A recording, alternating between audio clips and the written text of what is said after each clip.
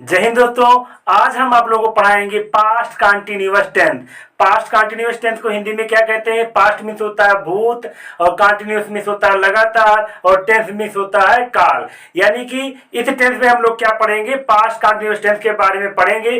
किसे कहते हैं पास्ट कंटिन्यूअस टेंस? जिन हिंदी वाक्यों के अंत में रहा था, रही थी, रहे थे आदि शब्द आते हैं उसे हम लोग पास्ट कंटिन्यूअस टेंस कहते हैं। लेकिन एक चीज और ध्यान दीजिए, इसमें रहा था, रही थी तो रहेगा, लेकिन ऐसे वाक्यों में समय का बोध नहीं होगा। जैसे राम स्कूल जा रहा था, ये वाक्य हमारा क्या है? पास्ट कंटिन्यूअस टेंस, लेकिन इसमें समय का बोध नहीं होगा। पास्ट कंटिन्यूअस किसे कहते हैं? एक बार फिर से समझ लीजिए। जिन हिंदी वाक्यों के अंत में रहा था, रही थी, रहे थे आदि शब्द आते हैं और ऐसे वाक्यों में समय नहीं दिया रहता है, उन्हें हम पास्ट कंटिन्यूअस टेंस कहते हैं।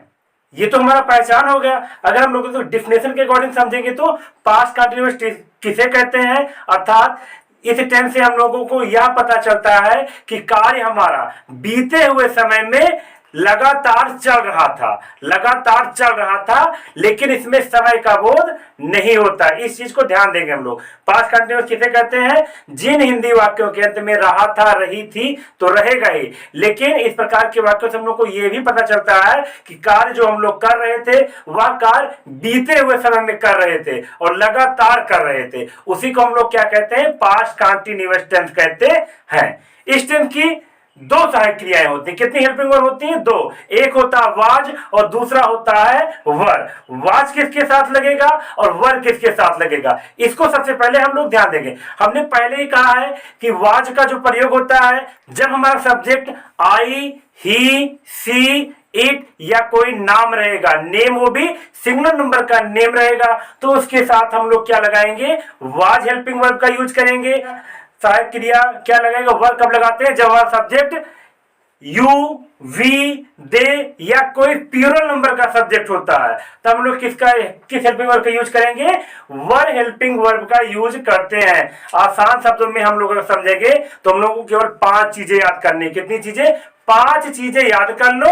वर्ब को याद करने की आवश्यकता ही नहीं है। क्या क्या याद करना है? अगर हमारा सब्जेक्ट आई रहेगा, ही रहेगा, सी रहेगा, इट रहेगा या कोई नेम रहेगा, वो भी सिंगुलर नंबर का नेम रहेगा, तो उसके साथ वाज लगाएंगे।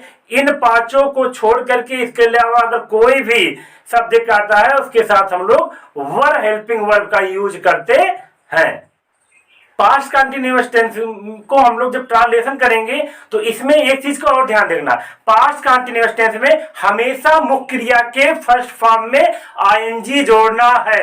हमेशा, चाहे तो हमारा वो अफर्मेटिव सेंटेंस हो, नेगेटिव हो, इंट्रोगेटिव हो या इंट्रोगेटिव नेगेटिव सेंटेंस हो, सभी वाक्यों में पास्ट कंटिन्यूअस टेंस के मुख्य क्रिया के फर्स्ट फॉर्म में आईएनजी जोड़ना है। जैसे going, running, eating, jumping, laughing, हमेशा मुख्य क्रिया के फर्स्ट फॉर्म में हम लोग को आईएनजी जोड़ना है। पास्ट कंटिन्यूअस टेंस बहुत ही इजी होता है, केवल हम लोग को हेल्पिंग वर्ब का याद रखना पड़ेगा और मुख्य क्रिया के फर्स्ट फॉर्म में आईएनजी जोड़ना है। कैसे करते हैं? चलो इसको हम लोग स्ट्रक्चर के अकॉर्डिंग देखेंगे। यहाँ पे अफर्मेटिव सेंटेंस है, ये नेगेटिव सेंटेंस है। कैसे करेंगे अफर्मेटिव वाक्यों को? सबसे पहले हम लोग क्या करते हैं? सब्जेक्ट हमारा यहाँ पे क्या है? सब्जेक्ट, सबसे पहले सब्जेक्ट लिखते हैं, उसके बाद हेल्पिंग वर्ब वाज और वर लगाते हैं। वर और वाज और वर्ब के बाद मुख्य क्रिया का फर्स्ट फॉर्म, उसमें आईएनजी जोड़ेंगे, उसके बाद ऑब्जेक्ट लिखेंगे। अफर्मेटिव और नेगेटिव वाक्यों में क्या डिफरेंट होता है? बस इतना डिफरेंट होता है कि नेगेटिव वाक्यों में नॉट लगाया जाता है। वो भी नॉट कहां लगाते हैं? वाज और वर के बाद और मुख्य क्रिया के फर्स्ट फॉर्म के पहले हम लोग नॉट लगा देते हैं। जैसे कि पहला सेंटेंस हम लोग देखते हैं, राम स्कूल जा रहा था। ये हम लोग का सिंपल सेंटेंस है अफर्मेटिव का, इसलिए इस रूल को फॉलो करेंगे। सबसे पहले यहाँ पे क्या करा? सब्जेक्ट, सब्जेक्ट हमारा क्या है? राम, तो हम लोग सबसे पहले क्या लिखेंगे? राम। राम के साथ वाज लगेगा कि वर लगेगा? राम क्या है? राम नाम है ना, और नाम क्या होता है? Singular number. राम क्या है? सिंगुलर नंबर है, इसीलिए हम लोग यहाँ पे लगाएंगे वाज। मुख्य क्रिया का फर्स्ट फॉर्म, राम का काम इसमें क्या है? गो लगाएंगे, आईएनजी जोड़ेंगे क्योंकि मुख्य क्रिया के फर्स्ट फॉर्म में आईएनजी। और कहा जाता है? ऑब्जेक्ट क्या है? स्कूल। To school. ये हो गया हम लोगों का Ram was going to school. अगर इसी को हम लोग नेगेटिव में चेंज करेंगे तब क्या होगा, राम स्कूल नहीं जा रहा था, राम स्कूल नहीं जा रहा था। तब इसको कैसे करेंगे, सबसे पहले सब्जेक्ट, सब्जेक्ट हमारा क्या यहाँ पे है, राम, राम के साथ क्या लगेगा, वाज, फिर क्या लगाएंगे, नॉट, फिर क्या हो जाएगा, मुख्य क्रिया का फर्स्ट फॉर्म गो, आईएनजी जोड़ेंगे तो क्या हो जाएगा, गोइंग टू स्कूल।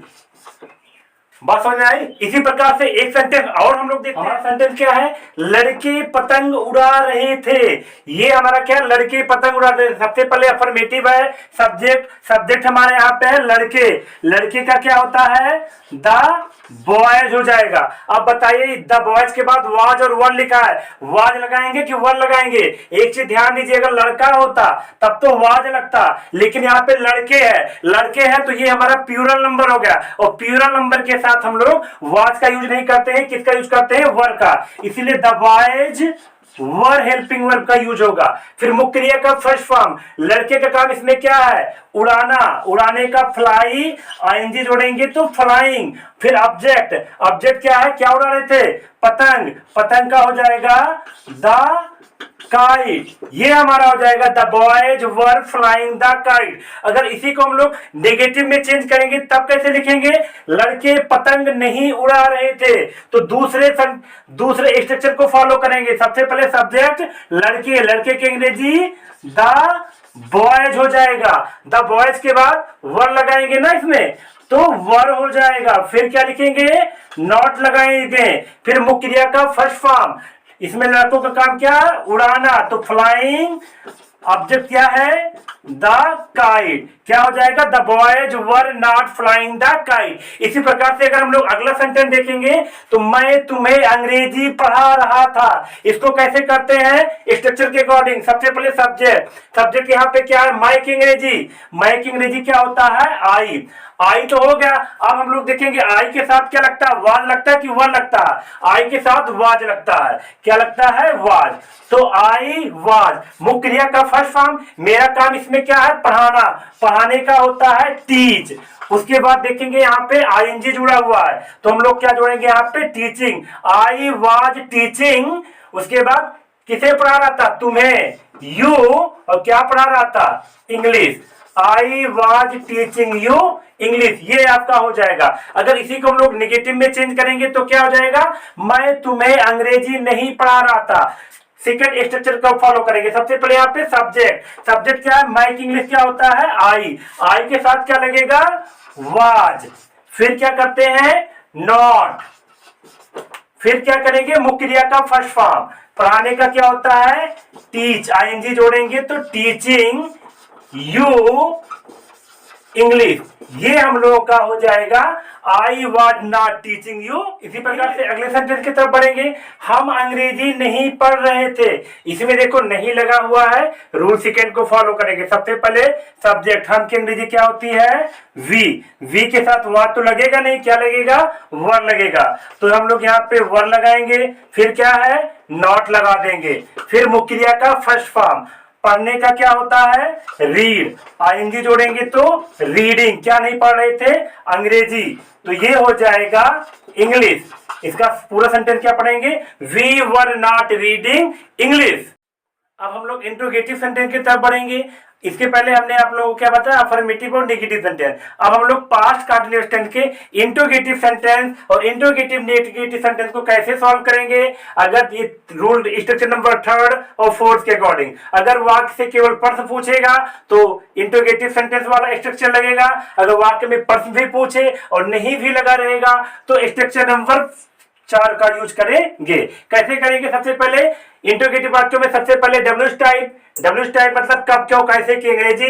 अगर शुरुआत क्या से होती है तो इसको हम छोड़ देते हैं। उसके बाद वाज और वर लगाते हैं, फिर सब्जेक्ट लिखते हैं, मुख्य क्रिया का फर्स्ट फॉर्म, उसमें आईएनजी लिखेंगे, फिर ऑब्जेक्ट लिखेंगे और लास्ट में इंट्रोगेटिव सिंबल अवश्य लगाएंगे, चाहे तो हिंदी का सेंटेंस हो या इंग्लिश का सेंटेंस हो।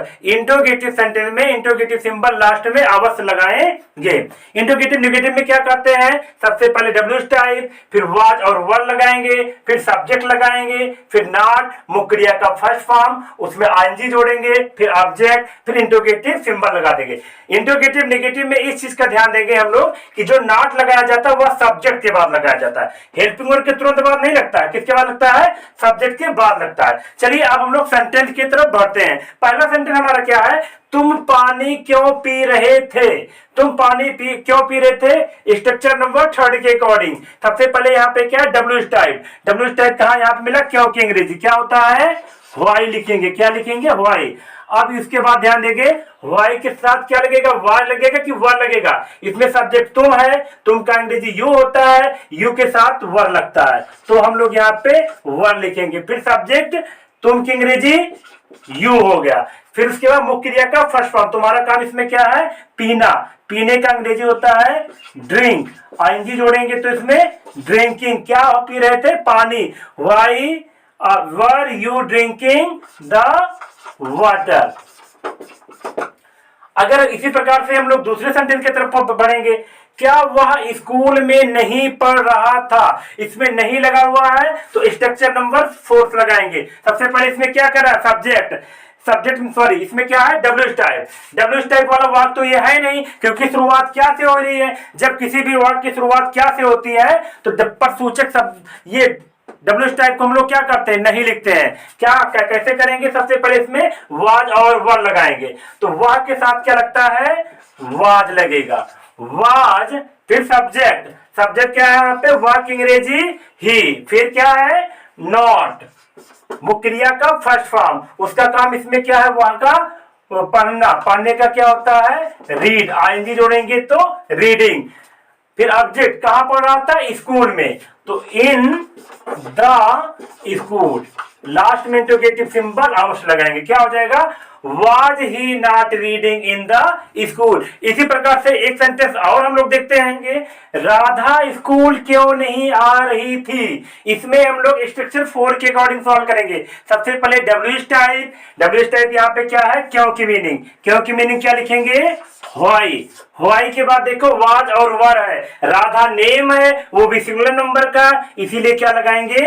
वाज लगाएंगे। फिर उसके बाद सब्जेक्ट इसमें क्या है? राधा। हम लोग क्या यहाँ पे लिख देंगे?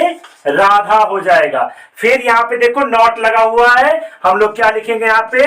नॉट। फिर मुख्य क्रिया का फर्स्ट फॉर्म, राधा का काम इसमें क्या था? आना, तो कमिंग। आई जोड़ेंगे तो कमिंग। और कहा? फिर ऑब्जेक्ट क्या है? School. Why was the Radha not coming to school. Last में इंटरोगेटिव सिंबल अवश्य लगाएंगे, अन्यथा गलत हो जाएगा। अगला सेंटेंस हम लोग देखेंगे, तुम क्यों हंस रहे थे? ये इसमें नहीं लगा हुआ है, इसीलिए स्ट्रक्चर नंबर 3 के अकॉर्डिंग सबसे पहले डब्ल्यू टाइप, क्यों की मीनिंग व्हाई लिखेंगे। क्या लिखा जाएगा?